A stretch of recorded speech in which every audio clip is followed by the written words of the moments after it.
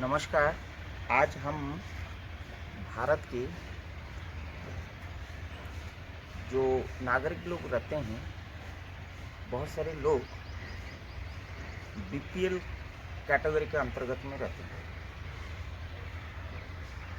BPL क्या होता है? Below poverty line. और बिलो पॉवर्टी लाइन किसको बोलते हैं, उसका क्राइटेरिया क्या है, उसका एलिजिबिलिटी क्या है, ये बहुत सारी चीज़ें इसके ऊपर डिपेंड करता है, जिसको पता ही नहीं कि मैं बीपीएल अंतर्गत हूँ या नहीं हूँ। अगर हूँ तो मुझे जानकारी नहीं है, अगर जानकारी होते हुए भी मैं बीपीएल कार्ड ग्रहण कर लेता हूँ और बाद में मुसीबत का सामना करना पड़ता है। आइए मैं आज बताता हूँ कि भारतवर्ष में लगभग 22% आज ऑन डेट जो जनगणना हुई थी 2011 से लेकर अब तक, ये धीरे धीरे रिड्यूसिंग नेचर में चल रहा है और 22% लगभग आज की डेट में भारतवर्ष में बीपीएल की संख्या है। ये करीब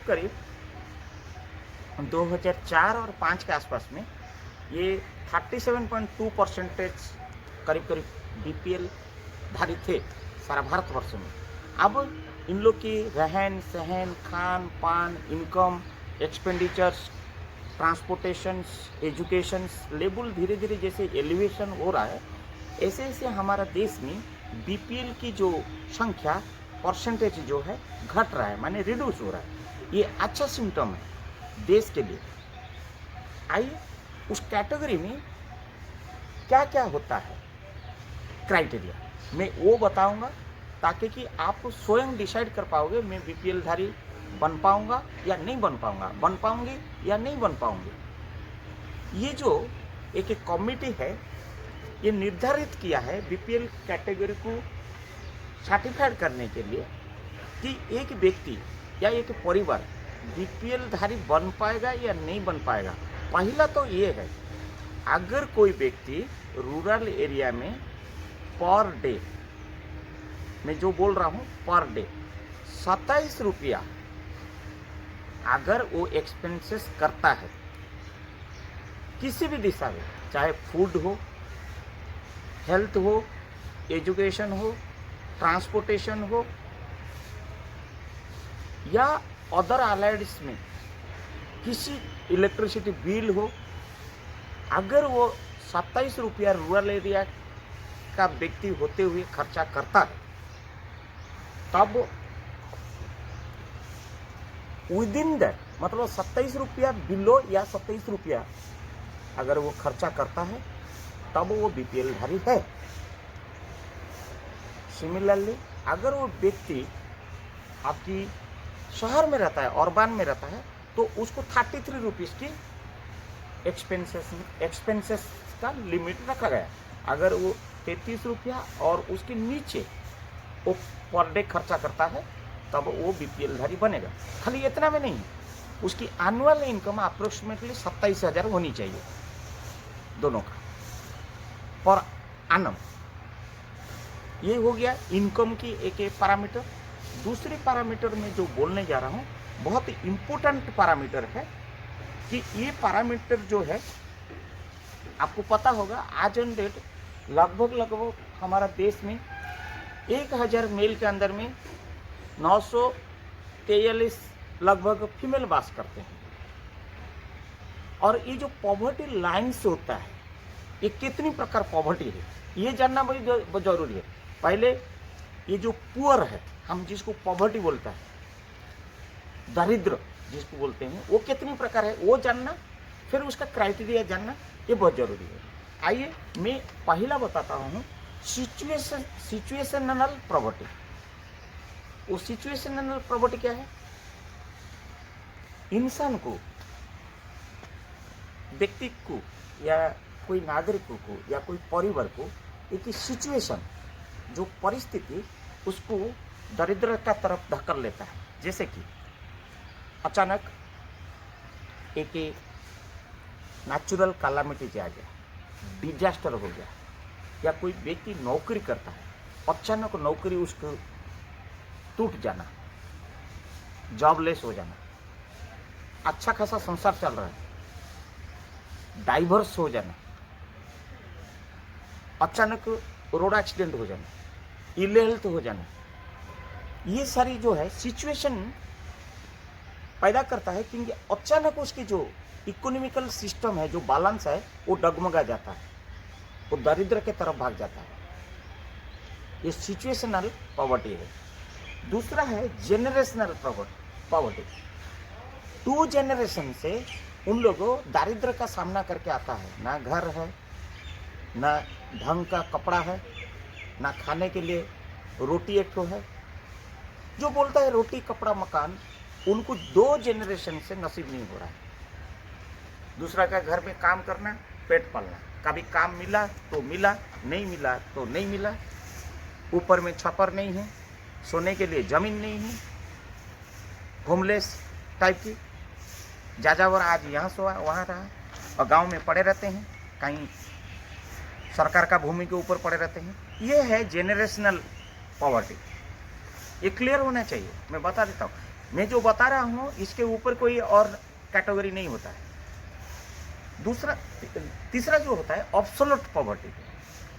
ऑब्सोल्यूट पॉवर्टी क्या होता है कि इनके पास लैक ऑफ रिसोर्सेस नहीं है, जो कुछ पूंजी नहीं है, कोई रोशनी नहीं, कोई सहारा नहीं, कोई सपोर्ट नहीं, कोई हेल्प नहीं, रिसोर्सेस नहीं है, और रिसोर्सेस भी नहीं है, सिक्योरिटी भी नहीं है। अगर कुछ करते हैं उनको कोई सिक्योर नहीं है, कोई नेबर का सिक्योरिटी नहीं है, कोई लोकलिटी कोई सपोज बिजनेस करते हैं तो सिक्योरिटी नहीं है, घर बनाते हैं तो अपना जमीन नहीं, सिक्योरिटी नहीं है, ऑब्सोल्यूट कुछ है ही नहीं, ऑब्सोल्यूट नथिंग। जो चौथा कैटेगरी में होता है ये रिलेटिव पॉवर्टी। रिलेटिव पॉवर्टी क्या है? देखिए 2 मंजिला बिल्डिंग खड़ा है, एक व्यक्ति रहता है और मैं ये झोपड़ी में रहता हूँ, ये झोपड़ी में रहता हूँ। देखिए ये झोपड़ी, देखिए इसको थोड़ा अनुधान करिए, you just see the difference. एक आदमी जिस फ्लाइट में रहता है और एक मेरे पड़ोसी ये अपार्टमेंट में रहता है, उसके पास इनकम भी है, खाना भी है, और जितना खा के वो फेंक देता है, जितनी मतलब टेबल में खाना खाता है और उतना ही वो फेंक देता है, उतना में मेरे परिवार चल जाएगा, लेकिन मेरी नसीब में नहीं है। You just compare these 2 things, एक महल और एक कहीं झोपड़ी। तो रिलेटिव वो अगर उसको मदद करे हो सकता है कुछ हद तक होगा, लेकिन नहीं है, ये रिलेटिव पॉवर्टी। देन दूसरा है जो हम आपको बताने जा रहे हैं, 5वां अर्बन पॉवर्टी। अर्बन में लोग रहते हैं, लेकिन उसकी जो लिविंग स्टाइल है, एवरीथिंग इज डिपेंडेंट। साग खरीदी करो, पानी खरीदी करो, बिजली खरीदी करो, एजुकेशन हेल्थ ये तो हाई है, रूम रेंट दो, ये सारी कुछ के लिए इनकम हमारा पास नहीं है। Means expenditure is more than the income. मेरी जो कमाई हो रहा है शहर में, सब कुछ खरीदी करना पड़ता है A to Z। तो A to Z में जो आए दिन जिंदगी बिताने के लिए जो खर्चा होता है वो मेरे इनकम से ज़्यादा एक्सपेंडिचर, मैं उसको सामना नहीं कर पा रहा हूँ, इधर उधर करके लोन हो जाता है, मैं दरिद्र का तरफ भाग जाता हूँ। दरिद्र डिपेंड करता है केवल आपकी इकोनॉमी, इनकम एंड एक्सपेंडिचर। तब से तो ये कॉन्सेप्ट शुरू हुई, क्योंकि जो poverty determines on the basis of economic status of the family और इंडिविजुअल्स। उसकी इनकम क्या है, उसका एक्सपेंडिचर क्या है, क्लियर ना। ये हो गया अर्बन पॉवर्टी। जब वो मीट नहीं कर पा रहा है, वो धीरे धीरे दारिद्र्य की तरफ जा रहा है। आइए, सारी सुविधा है अर्बन में, लेकिन उसके पास पैसा नहीं है। और विपरीत आइए, जो अंत में जो बोल रहा हूं 61 the rural poverty. Rural poverty में क्या है, जस्ट अपोजिट। शहर में सारी सुविधा है, उसकी इनकम ही नहीं है। और गांव में सुविधा रहते हुए कम्युनिकेशन नहीं है, इंटरनेट नहीं है। अभी कोविड में पैंडेमिक सिचुएशन में आप देखेंगे तो अब जब ऑनलाइन में क्लास हुआ वहाँ पे कम्युनिकेशन ही नहीं है, इंटरनेट ही नहीं है। साग सब्जी है, इनकम सोर्स ही नहीं है। शहर में कहीं ना कहीं नौकरी मिल जाएगा छोटा मोटा, गांव में तो उतना ही लिमिटेड रिसोर्सेस है, कहाँ से नौकरी मिलेगा। सब कुछ होते हुए इनकम नहीं है, सुविधा नहीं है। मेडिकल हेल्थ मेडिकल जाओ तो दूर दूर तक है, उसके लिए ट्रांसपोर्टेशन नहीं है। शहर में सारी सुविधा है बट गांव में वो सुविधा नहीं है, लैक ऑफ इंफ्रास्ट्रक्चर। ये हो गया रूरल पॉवर्टी। ये टाइप्स ऑफ पॉवर्टी मैंने बताया।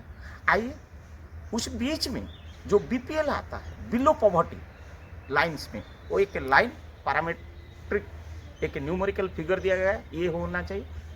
जो मैंने बोला इनकम 27,000 होना चाहिए, रूरल में 33 रुपया पर डे उसका एक्सपेंसेस, और शहर रूरल में 27 रुपया, शहर में 33 रुपया। आइए इतना में ख़त्म नहीं होता है कि एक व्यक्ति को आप पहचानोगे कि ये बीपीएल है या नहीं है, और अनेक पैरामीटर्स है मैं जो बताना चाहूँगा। लेकिन मैं सर्वप्रथम बता देता हूँ, जब एक इंसान को आप डिक्लेयर करना चाहते हो कि ये बीपीएल है, इसको कैसे करना है? 3 चीज से निरूपण करना है। डोर टू डोर इंस्पेक्शन करना, क्योंकि फिजिकल मोड में उसको चेक करना। ऐसे दूर से बैठ के इमेजिनरी वर्चुअली या कोई कुछ इंफॉर्मेशन दे दिया, वो नहीं। डोर टू डोर रह के सर्वे करना, इंस्पेक्शन करना, असेस करना, एंड उसके बाद एनालिसिस करके फाइंडिंग्स देना। जो इसी में ही गड़बड़ होता है। जो व्यक्ति वहाँ पे रहता है, चाहे आशा कर्मी हो या पंचायत की वार्ड मेंबर हो या सरपंच हो, जिसको डिप्लॉय किया जाता है वो ग्रामीण इलाका में, दे नोज बेटर। क्योंकि एक व्यक्ति के बारे में वो लोकेलिटी का लोग ज़्यादा बताएगा, बाहर का लोग नहीं बता पाएगा। दूसरी है उधर आधार कार्ड सीडिंग्स को करना। आधार कार्ड में जो इंफॉर्मेशन है उसको आप एनालिसिस करना। तीसरी, उसका इनकम कहां से पता चलेगा? उसका पैन कार्ड में परमानेंट अकाउंट नंबर से ही पता चलेगा, उसका पैन नंबर। ये तीनों चीज को आप असेस करना। और फिजिकल मोड में तो आपको मैं अभी जो बताऊंगा वो सारी चीजें होनी नहीं होनी वो आप देखना, तब आप डिक्लेयर करना ये बीपीएल कैटेगरी की है। हमारा देश में बहुत बीपीएल के नाम पे फ्रॉडलेंट होते रहता है, और वो भी रहा। एक के पास मोहल्ला है, उसके पास बीपीएल है कार्ड है, और एक पास मोहल्ला कुछ नहीं है, झोपड़ी है, उसके पास, जिसके पास होना चाहिए बीपीएल कार्ड है ही नहीं। Because of miss manipulation.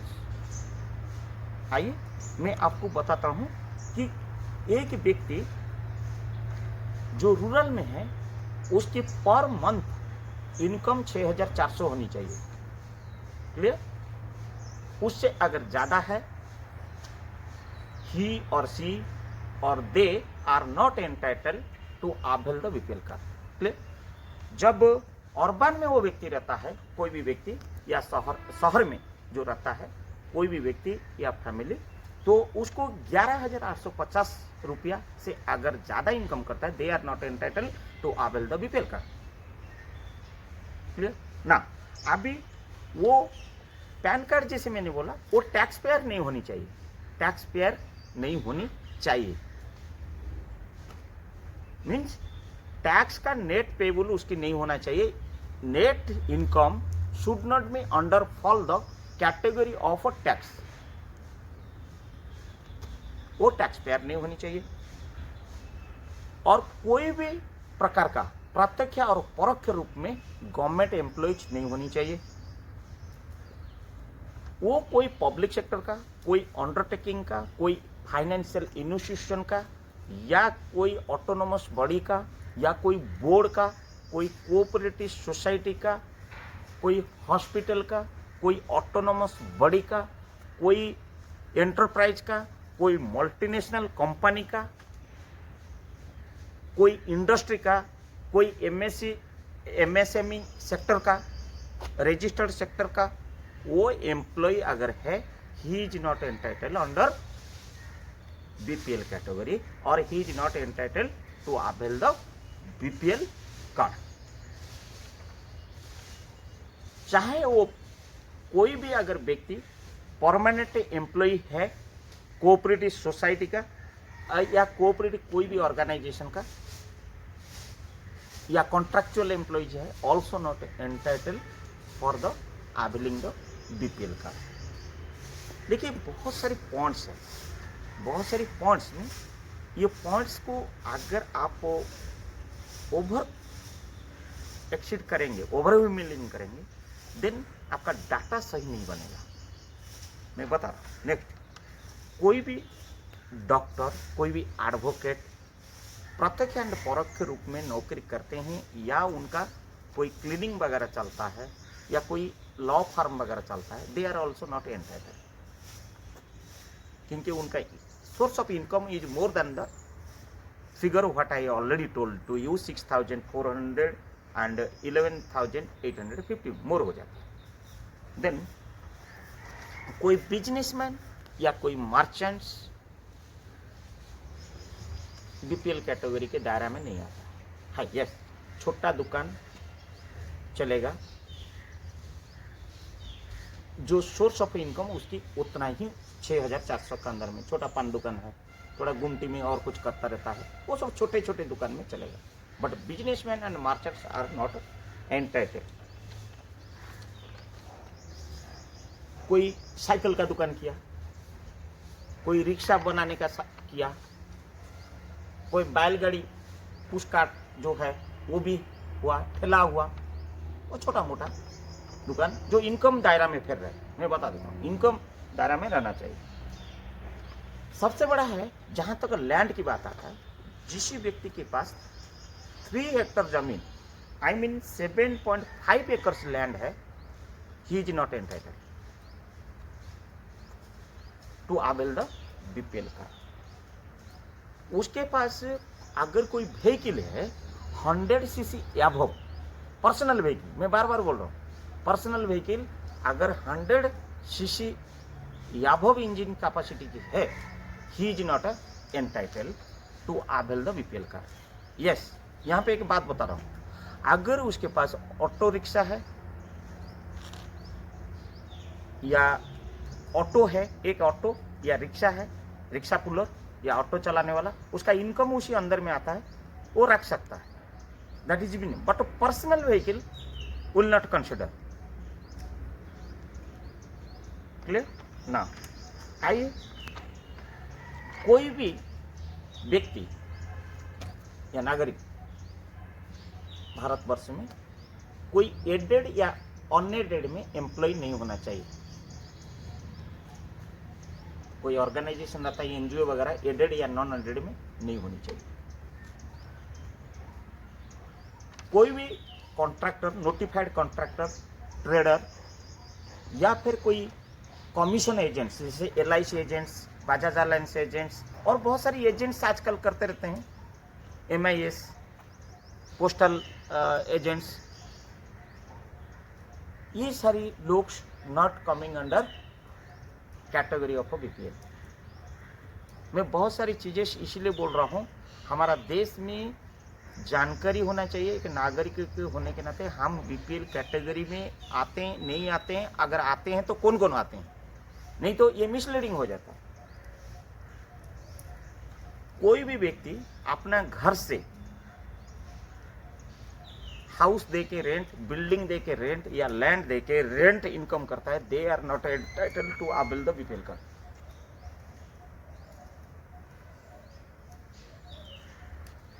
बहुत इंपॉर्टेंट बात मैं बोलने जा रहा हूं, शायद किसी व्यक्ति को जानकारी होगा तो ठीक से जानकारी नहीं होगा। भारतवर्ष में या यूनियन टेरिटरी के अंदर में जो एक संविधान के अंतर में हम लोग बसवास करते हैं, अगर कोई भी व्यक्ति पर मंथ 450 रुपया इलेक्ट्रिसिटी बिल देता है, he is not entitled to fall under the category of a BPL. ये बहुत इंपॉर्टेंट है। Electricity bill should not be exceed more than 450 rupees per month, which indicates that उसका बहुत सारी consumption load है, fridge है, टीवी है, fan है, लंद है, माने जो whatever the extra loads items are there, मतलब वो उसकी एक्सपेंसेस ज़्यादा है। So many load appliances inside the home is more, so that bill is high. So जिसकी 450 रुपया पर मंथ देता है इक्वल टू आ सकता है, but more than that not eligible. कोई भी व्यक्ति मनी लॉन्ड्रिंग करता है रजिस्टर्ड वे में और इनकम उसकी ज्यादा है, ही इज नॉट एंटाइटल्ड। जिसके पास बिल्डिंग है, he is not entitled, and so many other parameters are there जो गाइडलाइंस के दायरे में है, मैं नहीं बता पाया। That may be the addition to this, but ये मेजर जो है, जो आंख में विजुअलाइज हो रहा है, मैंने बताया। खाली इतना ही बोलूँगा, भारतवर्ष में अभी झारखंड स्टेट में लगभग 39% हाईएस्ट बीपीएल धारी और बीपीएल धारक बसवास करते हैं। और आपको बीपीएल दायरा में कौन व्यक्ति है, अगर जानकारी होता है ये बीपीएल धारी ये कैटेगरी में नहीं है बट अवेल करते हैं, काइंडली आप उनको समझाइए हमारा देश के हित के लिए, ताकि कि उनकी जो लाभवान हो रहा है वो किसी गरीब को मिले। धन्यवाद।